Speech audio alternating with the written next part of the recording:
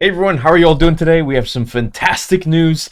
Dark Horse is coming back to Star Wars. So Dark Horse Comics, this is in the official Star Wars website. So Dark Horse Comics is heading back to a galaxy far, far away in 2022.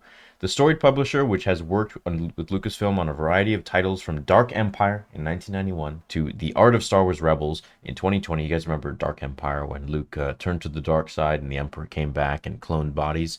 A lot of the inspiration for Episode 9 was taken from, I believe, Dark Empire, and then just kind of molded. Anyways, they've announced a new line of all ages comics and graphic novels expanding the Star Wars galaxy like never before. Beginning in the spring of 2022, experience our adventures in every era from the High Republic through the rise of the First Order with new and exciting stories produced in collaboration with Lucasfilm, Disney Worldwide Publishing.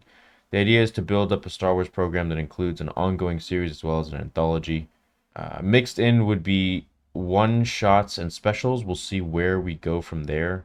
Initially, we'll focus on stories featuring the High Republic. Okay, well, I know some of you really like High Republic. For me, I haven't read it yet because it didn't really intrigue my interest too much. Didn't pique my interest too much when I started reading it, but I will give it a go just so I know what I'm talking about at least, and I can judge it fairly.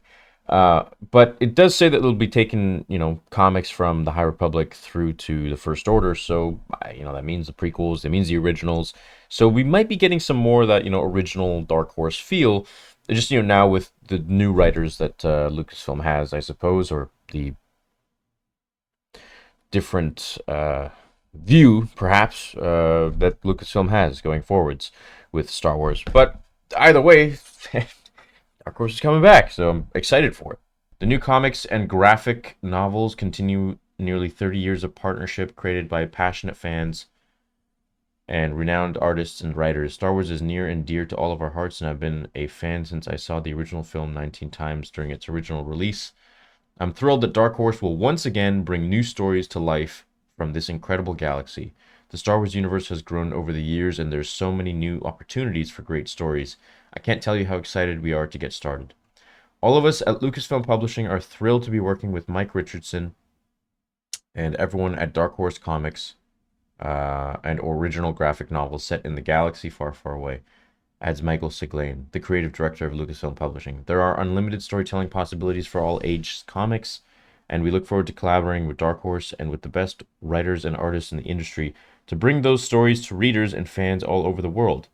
Marvel Comics will continue publishing its line of critically acclaimed Star Wars comics alongside Dark Horse Comics.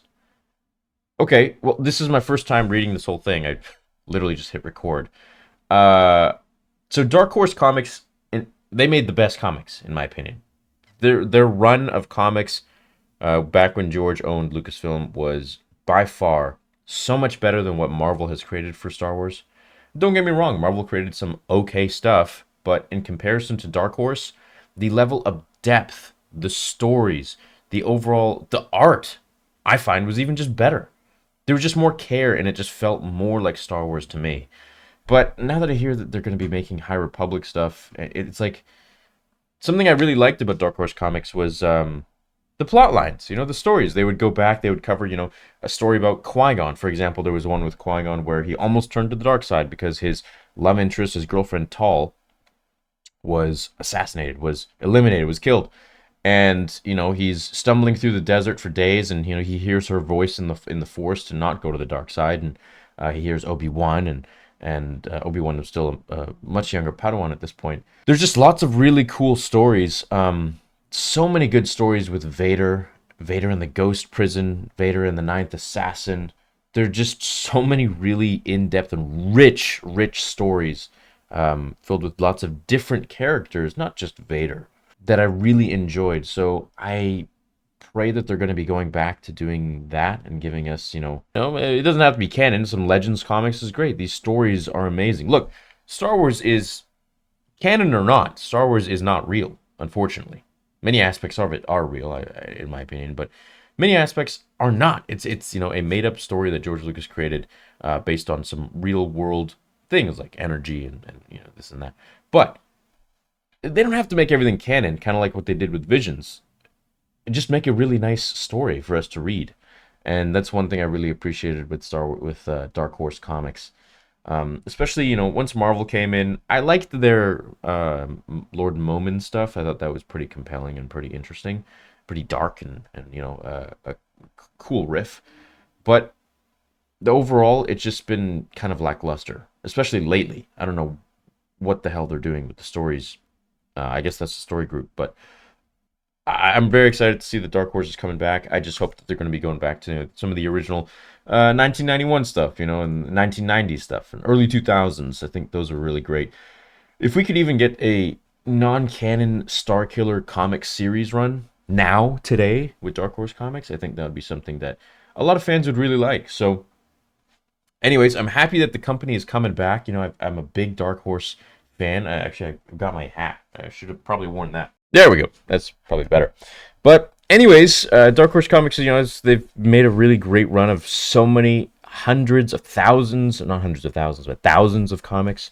And I remember going into my old comic book shop locally when I was a kid, and you just go through the bins, man. You just go through the bins and look at all these like different comics, and they're all Dark Horse, and they were all really interesting and really fun. So, anyways, I can show you guys my collection of Dark Horse comics maybe sometime later, but this is great. I'm glad that they're back working with Lucasfilm. I'm glad Marvel isn't the only one. I'm very glad EA Games isn't the only company that Lucasfilm is working with to make video games. It's great to broaden our horizons, especially in a galaxy so large. So I'm glad that we're getting some more competition, so to speak, and other companies to work with to make some great content, hopefully. So that's that. I'm looking forward to the new comics coming. Let me know what you guys think about the comics coming in the future. And also in the comments, let me know which Dark Horse comic was your favorite, because there are a lot of them. I remember one in particular, the Ghost Prison, was probably one of the most rich stories from, and just fun. There was a series of them, and I did a whole explanation on the channel and brought them to life, so to speak. But a lot of them are really deep and really, really just, they have a different feel, if you know what I'm trying to say. That being said, hope you enjoyed this video. Let me know what you think down below in the comments, and I will see you all in the next episode. Until then, remember, the Force will be with you always. We would be honored if you would join us. In this video, Vader searches for the prism, which I'm sure most of you don't have an idea of what it is. The answer may surprise you, and it could even lead into parts about Episode 8 and Snoke and all the other theories that might stem from this. And as the story commences, I'll explain at the end of the video.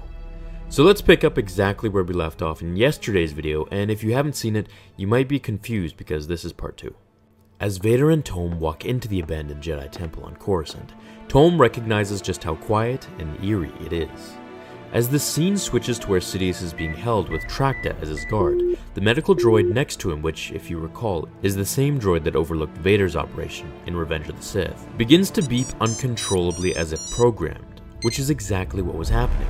Gentis had ordered his engineers to hack into all droids within 5 kilometers of the area to kill all Imperial officers. While Vader and Tome continue through the temple, we now see them in the archive sector. As Vader senses danger, he ignites his lightsaber and the droids begin their attack, as Tracta just narrowly dodges a critical strike in the next scene. Tome warns Vader, shouting that the Jedi have come to fight, looking behind him as 2 hooded figures ignite their green lightsabers. As they fight back to back, Vader reassures him that they are just training droids. It seems during Order 66 the clones didn't destroy all the droids in the temple.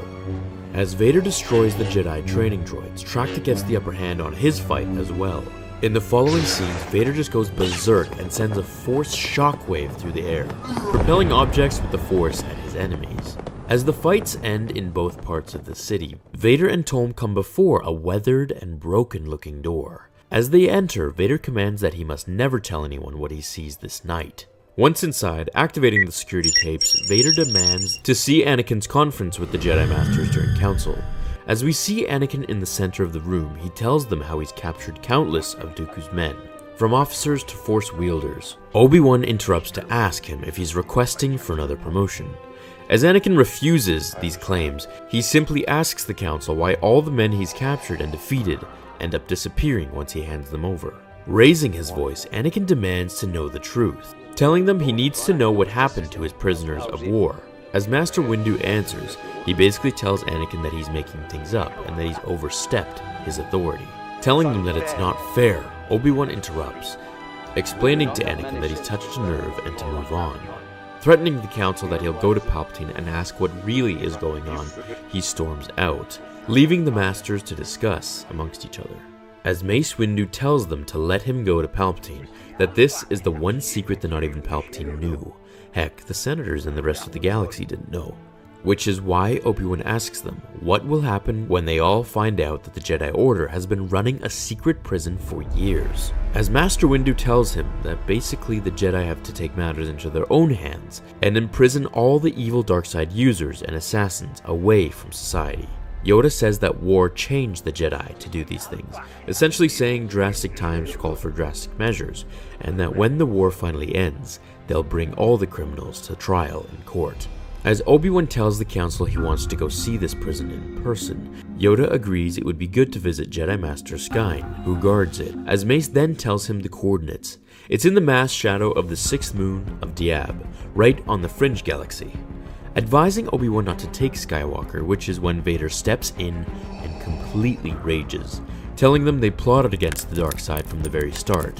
As he causes a massive storm from within the room, his rage contained in a spherical storm bubble. Which I have to cut in and say that Vader could perform Force Lightning, and in fact it was the most dangerous of them all. I'll make a separate video on this for tomorrow or this weekend if you like. It's pretty different from normal lightning since he had prosthetic hands. As Vader begins to settle his anger, he tells Tom to remember what he heard here today, that the Jedi always believed in shades of grey. Now this is probably the most important part of this video, which I think Disney is anchoring onto very hard. This is one of the first signs of acknowledgement from Vader that the Jedi dealt in shades of grey, that they were flawed, and I think this is something that Luke means in Episode 8, when he says the Jedi must end. As they pack their things and board the ship, Vader sets the coordinates for the Fringe Galaxy, to the 6th moon of Diab. Do you think Vader or Anakin always knew the Jedi were flawed? How they showed shades of grey? Do you think these prisoners will show up in the movies? Or the prison itself will come to life in Episode 8 or 9? It's a pretty cool concept and allows for so many new characters to pop up all of a sudden without it being confusing or unbelievable. They can just say, oh well, they were locked up in a prison that the Jedi put them in for the last 30 years. The third part to this 5-issued comic is the climax. It's where Vader goes and fights all the old prisoners of war that Anakin had defeated, and then had locked up by the Council far, far away. If you want to see part 3, let me know by writing in the comments or hitting like, and I'll bring that to life for you guys as best as I can. I hope you enjoyed today's video, and I'll see you all in tomorrow's episode of Star Wars Theory. Until then, my fellow Jedi and Sith friends, remember, the Force will be with you. Always. Now, fulfill your destiny.